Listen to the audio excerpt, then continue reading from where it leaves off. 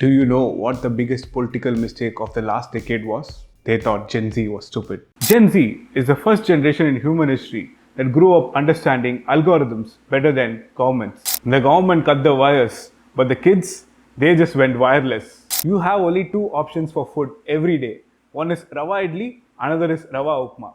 Regardless of what you're eating, you're still consuming rava. One vote in TVK's favor. I repeat, one vote. 83,365 to 83,364.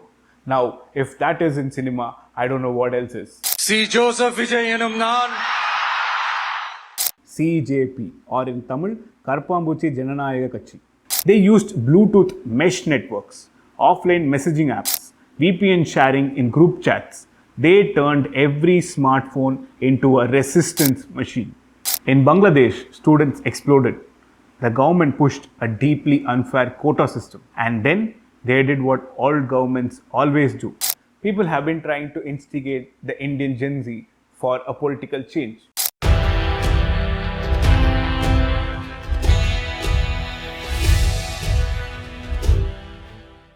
They thought this generation only cared about memes, anime, and reels.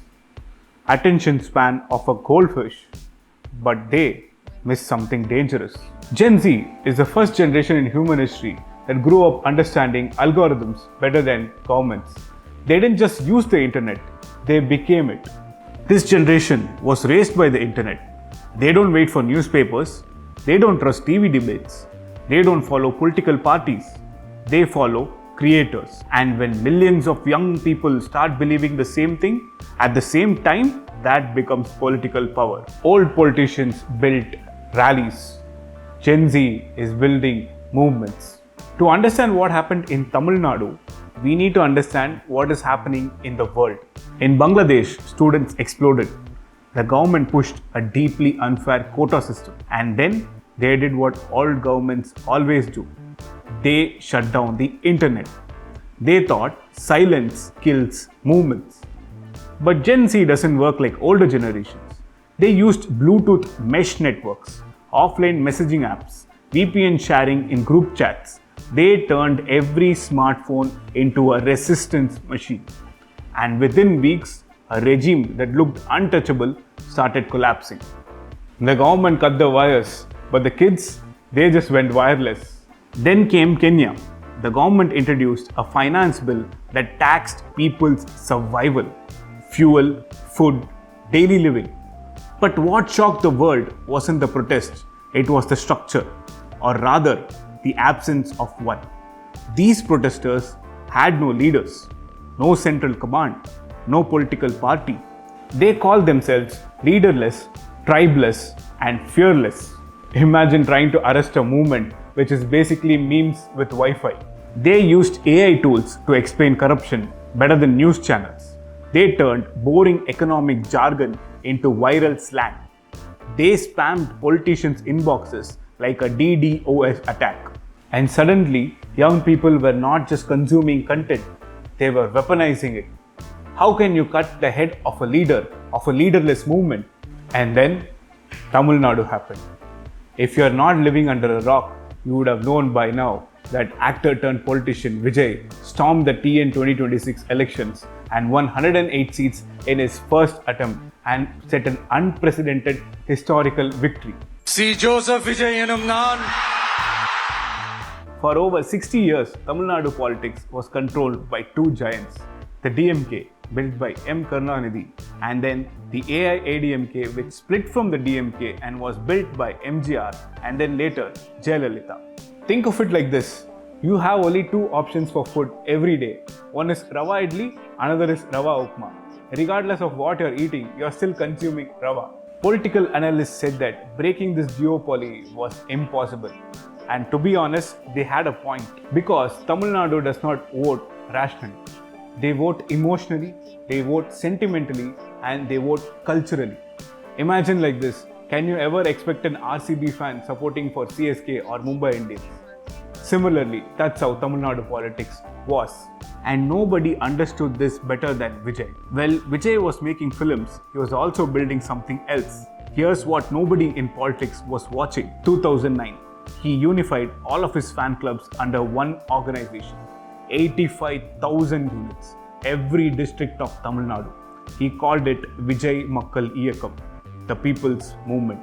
Not a party, not yet, but these weren't fans screaming outside theatres on release day.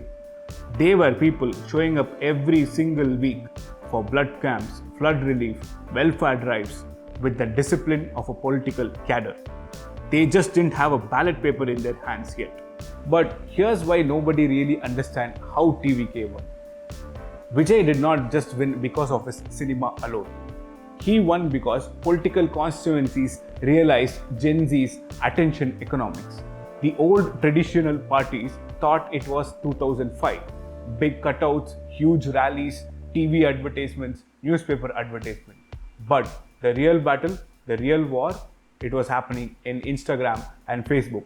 They trained local youth to make reels. They optimized short form content for each district in each local dialect. They amplified emotional clips over data heavy policy content. They created hyper-local WhatsApp ecosystems booth by booth. They converted fan edits into voter mobilization.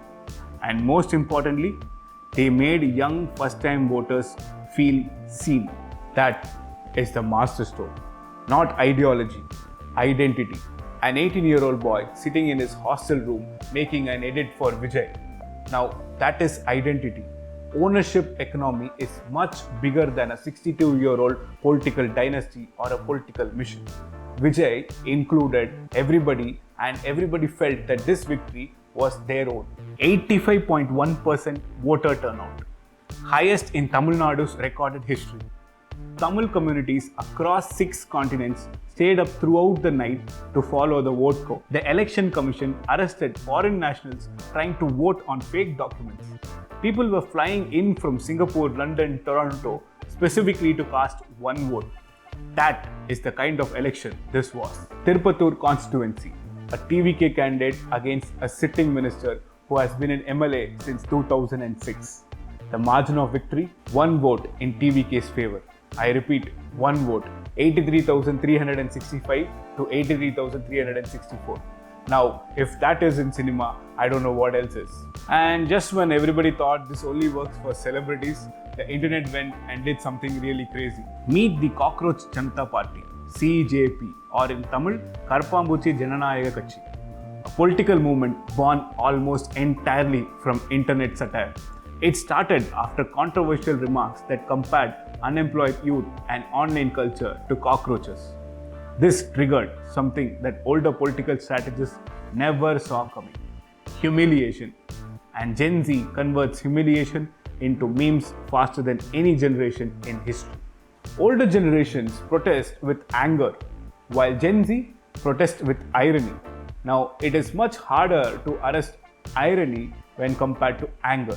The movement was amplified by strategist Abhishek Deepke, someone known for understanding internet virality and political communication. And suddenly, the follower count exploded. As of right now, it has 80 million followers in days. That's larger than the population of many countries. You can ignore a politician. You cannot ignore a meme that 18 million people relate to. Now, if you think this is the whole story and feel that CJP can contest in the upcoming elections, well, I have news for you.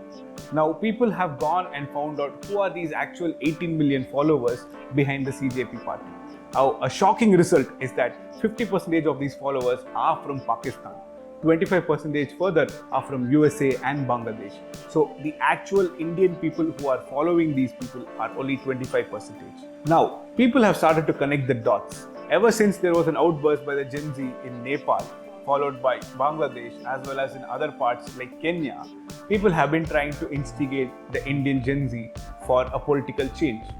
Now, while Gen Z are smart and they love fighting for their causes, they do not like to be manipulated. Now, once this has come out that the followers are from foreign nations and sometimes even hostile nations, the Gen Z is slowly turning against the CJP. So what are we really witnessing here? This isn't just about politics, this isn't just about protests, or this isn't just about memes. The Gen Z have realized what we have not yet. they have realized attentions are more important than institutions. Older forms of government believe that power resides in institutions and buildings. But Gen Z knows real power lives in distribution. While the institutions think they are holding the power, it is actually people who are holding the attention, the real leaders. And who holds attention better than today's Gen Z? And Gen Z, they know the algorithm much better than the politicians. Now, it is not a question of whether Gen Z will take power. It is what will Gen Z do with the said power. Now, do let me know your thoughts in the comment sections. Varga Tamilagam, Jai Hind.